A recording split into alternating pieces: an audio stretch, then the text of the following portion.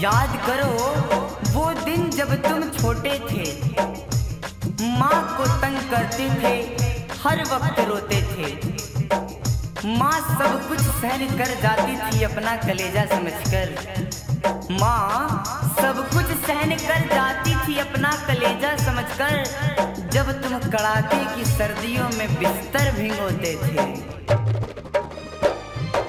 भीगे पे माँ सो जाती थी, भीगे पे माँ सो जाती थी, तुझे आंचल में सुला कर।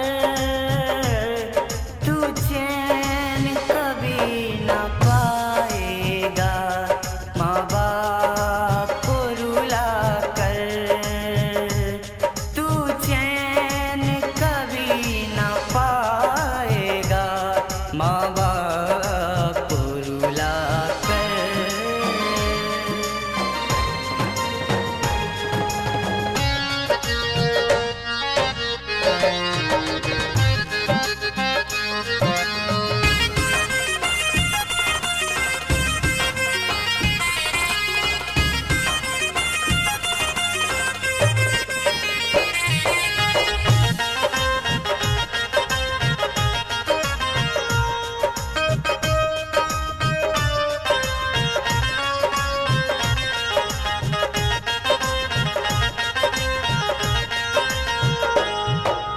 अजी ना जाने भगवान एक माँ से क्यों रूठा था, ना जाने भगवान एक माँ से क्यों रूठा था। हुआ था एक्सीडेंट, एक हाथ और एक पैर टूटा था। कितनी बदनसीब थी वो माँ, कितनी बदनसीब थी वो माँ, कि तेरे बाप का साया तेरे सर से उठा था। गिरा था तू कुछ दूर जाकर, क्योंकि माँ के गोद से तू छूटा था। रोया तो चुप कराती थी, रोया तो चुप कराती थी, अपना दूध पिला कर।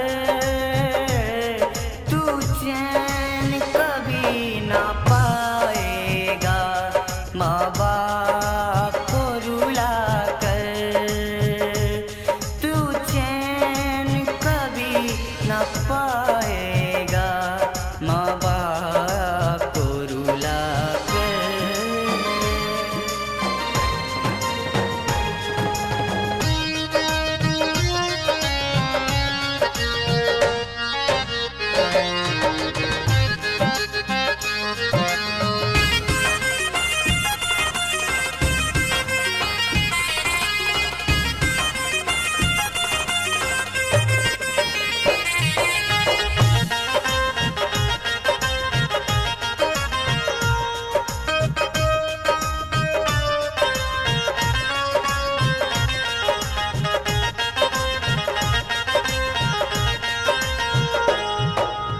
अजी याद करो वो दिन जब घर में बहू लाया था, याद करो वो दिन जब घर में बहू लाया था। माँ ने अपने हाथों से आरती का थाल सजाया था। माँ कितनी खुश थी कि घर में लक्ष्मी आ गई। माँ कितनी खुश थी कि घर में लक्ष्मी आ गई। बर्तन मांज के उसी माँ ने बहू के लिए पकवान बनाया था। घर से निकाल देती है, घर से निकाल देती, बहू इल्जाम लगा कर। तू चैन कभी ना पाएगा माँ बाप को रुला कर। तू चैन कभी ना पाएगा माँ बाप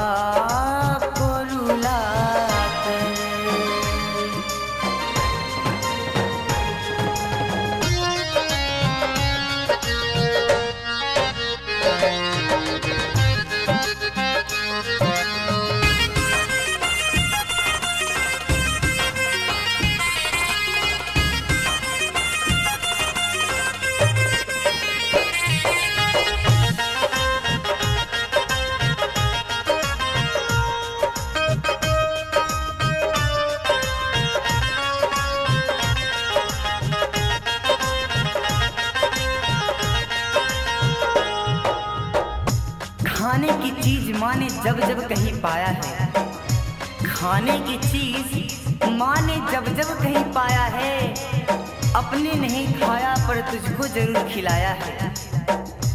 पत्नी आने के बाद माँ की ममता भूल गए, अजीब पत्नी आने के बाद माँ की ममता भूल गए, और अब माँ को निकाल पत्नी को ही अपनाया है।